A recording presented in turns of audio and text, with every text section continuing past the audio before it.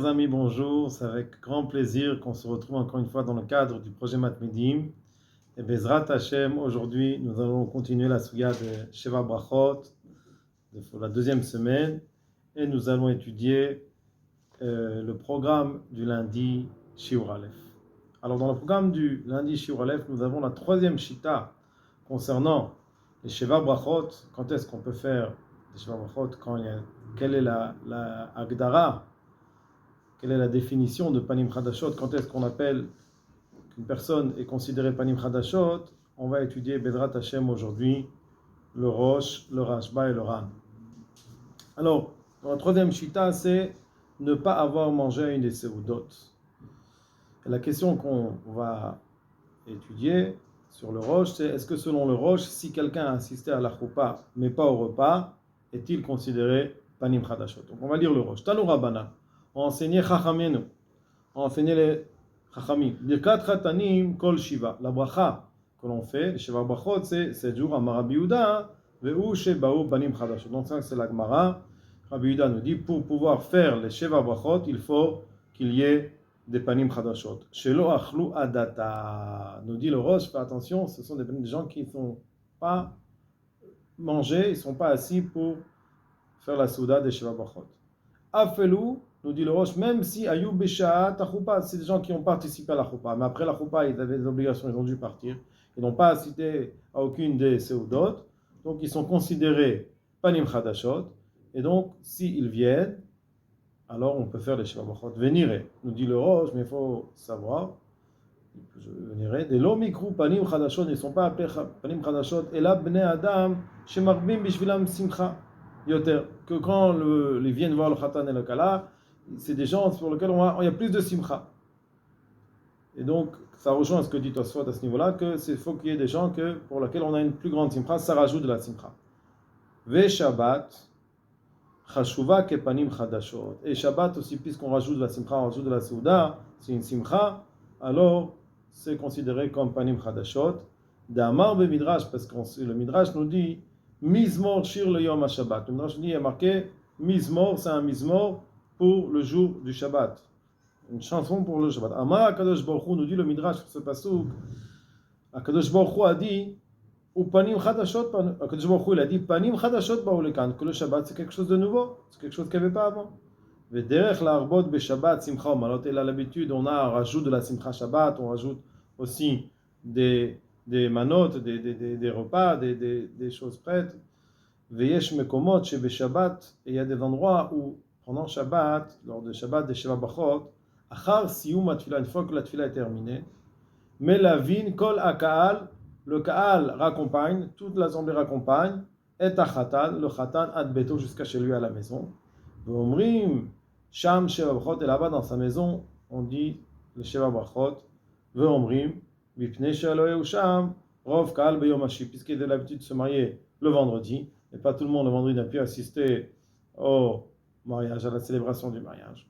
Donc c'est pour cela que le Shabbat, ils allaient tous accompagner le Khatan chez lui à la maison, puisque l'Ayusham Ravakal, puisque la majorité du Kahal, l'assemblée n'était pas là, Beyom Shishi, ou Beyom Shabbat, Kulam, par contre le jour du Shabbat, Kulam, tout le monde est disponible. Le Shalou et Ravaï, ils vont demander Ravaï à la Minaga, et Shivsheno Minaga, et Ravaï il a dit c'est pas un bon Minag. Et là, chez Nisur Badavar. Alors pourquoi c'est pas un bon minag? Alors il y en a le Korban Netanel, il n'est pas rapporté dans le programme, mais le Korban Netanel donne deux explications. Première explication, parce qu'on ne peut pas considérer comme des panim chadashot seulement si c'est des gens pour lesquels on a une simcha. Donc si c'est tout le monde qui vient, bon, c'est pas des gens forcément qu'on connaît, donc il n'y a pas forcément de simcha, donc ça rime à rien. Mais il n'y a pas de Issour, nous dit le Rav Aï. Pourquoi? Parce que Shabbat lui-même est considéré Panim Chadashot. Et donc, puisque le Shabbat est considéré Panim Chadashot, donc il n'y a pas de problème. Donc c'est ce que dit le Ravaï. Il explique qu'il n'y a pas d'interdit, puisque Shabbat est considéré Panim Chadashot, et on sait qu'on fait la bracha pendant les 7 jours dès qu'il y a des Panim Chadashot. Inam, il y en a qui disent Yesh lefaresh she'en minag yafeh Shema lo yesham, il y en a qui, donc je lis le Korban Netanel, mais il n'est pas rapporté dans le Korban, il y en a qui expliquent. Ça veut dire quoi? Quelle est la réponse que Ravaï a donnée? Pourquoi ce n'est pas bon minag, il nous dit, parce que peut-être qu'il n'y a pas de panim chadashot bichlal, peut-être que tout le monde était présent, c'est-à-dire ça rime à quoi? Si tout le monde était présent au mariage, alors ils vont tous venir Shabbat, ça ne change rien. Mais comme on a dit, il n'y a pas d'issur, parce que même Shabbat, souvent il y a quelqu'un qui n'était pas la veille. Donc ça c'est la deuxième explication du Korban Netanel, pour ceux qui veulent le voir, il est rapporté dans le Rosh, dans le programme du... On va étudier maintenant la vie du Rashba. Et on va essayer de comprendre, est-ce que selon le Rashba, il y a une contradiction dans les paroles du Rashba, et comment l'expliquer, mais est-ce que le Ran aussi peut nous aider à répondre à cette contradiction? Donc on va étudier le Rashba. Le Rashba il dit comme ça, Mikan ve'elach, à partir de maintenant, i'ika panim chadashot, si on a de nouvelles panim chadashot, de nouvelles personnes, Barir Kulu, il peut faire, donc après le mariage, s'il y a des panim chadashot, on peut faire les sheva brachot, tous les sheva brachot. Nous dit le Rashba, Pirouche panim chadashot, c'est quoi l'explication de panim chadashot? Kol shelo achal sham, kol shiva yema amishnis. S'il n'a pas mangé pendant les 7 jours du Mishté. Donc on voit que au début, il rejoint le Rosh. Le Rosh qui nous dit que la définition de panim chadashot, c'est une personne qui n'a pas, même si elle était présente à la choupa, tant qu'elle n'a pas consommé, elle n'est pas, c'est pas assise au repas, elle est considérée panim chadashot. A priori, on voit que le Rashba rejoint cet avis. Que d'amona le kaman, comme on dit plein, mashkachetle bepanim chadashot de lo avet aman mekara, que on trouve aussi que on a trouvé que ce qui est considéré panim chadashot, c'est une personne qui n'était pas, elle n'était pas devant nous mekara depuis le début.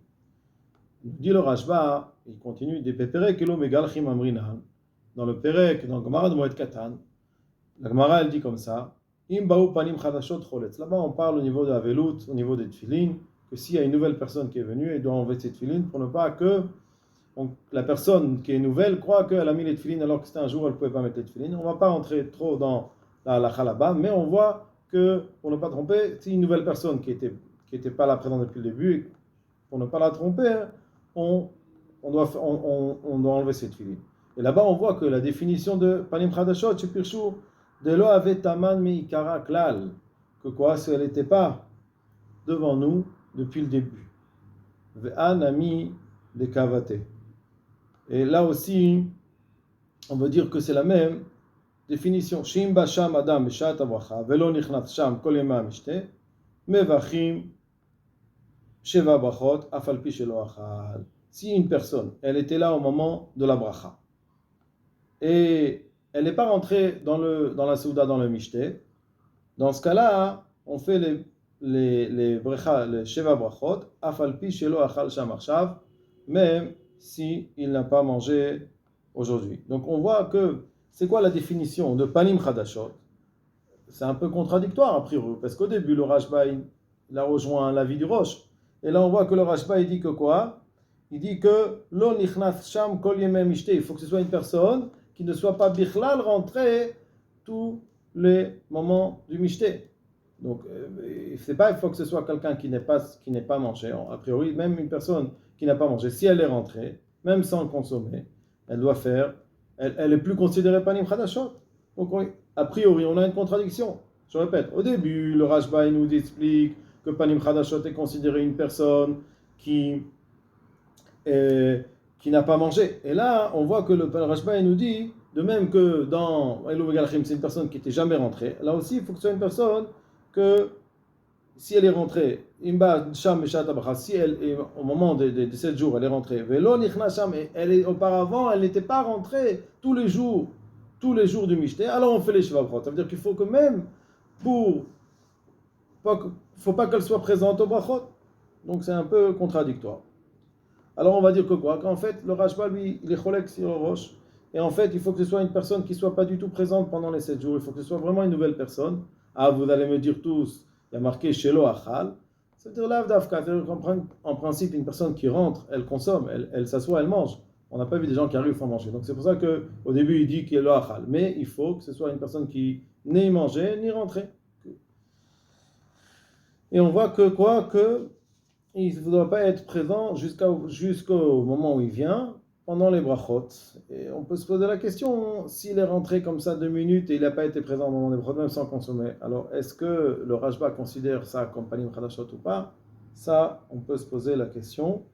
Mais en tout cas, on voit que d'après la deuxième définition du Rashba, et a priori ça devrait être il faut une personne n'est considérée panim chadashot que si elle n'a strictement, elle n'est pas rentrée du tout au moment des brachot. Au Birkat Khatanim nous dit le Rashba, la bracha qu'on fait sur le Khatanim, Kol Shiva ben Beshat Achila, ben Shelo Beshat Achila, que ce soit au moment du repas ou que ce soit pas au moment du repas. Kol Shemitatfim Sham Lesameach et Khatan. Même si on ne fait pas un repas, s'il y a un groupe de personnes qui sont venues rendre visite et Mesameach le Khatan, on fait une bracha. Vechen I Bemasechet Sofrim. Et aussi on voit dans la Masechet Sofrim. Venagou Rabotenu Lomar Baboker, et le minag il est de le matin, chaque jour, Birkat Khatanim al cause de dire sur un verre la bracha de Sheva Brachot, Ba'asara avec 10 personnes, ou Panim Khadashot, et de nouvelles personnes, Kol Shiva, tous les 7 jours. Vechen Be'erev, la même chose aussi, on fait des Sheva Brachot aussi le soir, Kodem Seuda, là il dit avant le repas. Belashon Ze Katouf Sham, comme ça il y a marqué dans la Masechet Sofrim. Alma, donc de là. En akol talui be'achila, ela ba'asifat aham. C'est pas, tout ne dépend pas du ce que l'on mange. Ela ba'asifat aham, les samcham. On voit que même s'il n'y a pas de repas, si on se rassemble pour être mesameach, ça suffit. Nous dit le Rashba, ve'arshav na'agu le minag il est levarer be'shishi, de faire la bracha, c'est-à-dire de se marier le vendredi. Donc on fait la bracha le vendredi, qui est le premier jour du mariage dans nos endroits, parce qu'ils se marient le vendredi. Ou le Shabbat, et le Shabbat, quand on a le Bet HaKnesset, on faisait aussi. Pourquoi? Les filles shechatan yotze mi Bet HaKnesset, donc comme on a vu dans le Rosh, le minag aussi le rapporté dans le Rashba, le Chatan sort du Bet HaKnesset pendant le Shabbat, ou motzin et akala betocham, ça c'est un peu différent, parce qu'on le raconte pas chez lui, mais on sort la kala aussi mitoch ha'am, betocham du Kaal, ou machnisin nota la choupa, et même Shabbat il a fait rentrer dans la choupa, ou mipnekach mevachim, et aussi on fait une bracha. Pourquoi? Des simcha de la ilahem, parce que c'est une grande simcha qu'il voit un chatan, une kala même pendant Shabbat. Afal pishek var bechou bashish, même s'ils l'ont déjà marié, ils vont déjà fait la bracha vendredi. Samchou lahem levarech beshabbat, ils sont sommaires, il se repose de dire, il pense qu'on peut aussi faire la bracha Shabbat.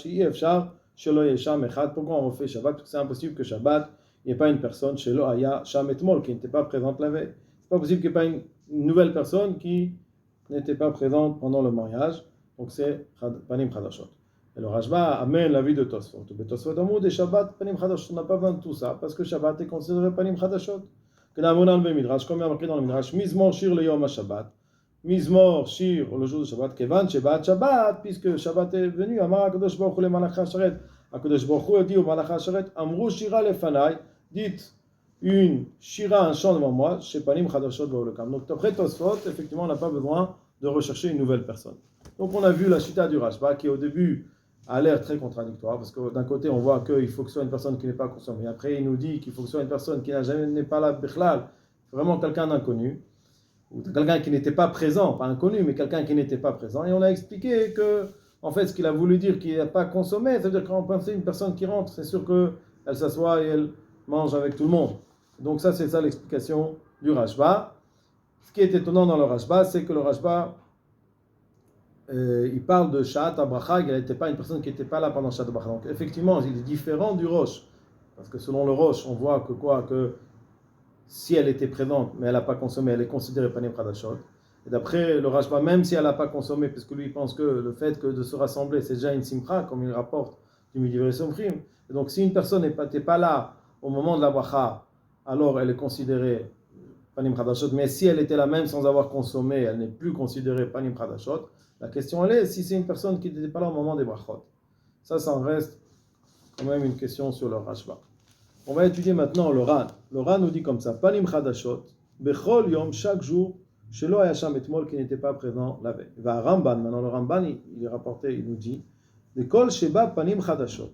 S'il y a une Panim Chadashot, Ve'omet Sham, si elle vient, même si, afalpi sheno ochel, même si elle ne consomme pas, mevachim sheva brachot. Donc le Ramban, il est très différent du Rosh. Il dit qu'une panim chadashot, c'est quelqu'un qui vient même sans consommer, mais du moment qu'il est là, c'est comme si qu'il avait consommé. Donc on le considère panim chadashot. Donc ça veut dire que si elle était là la veille et qu'elle n'a pas consommé, elle n'est plus panim chadashot.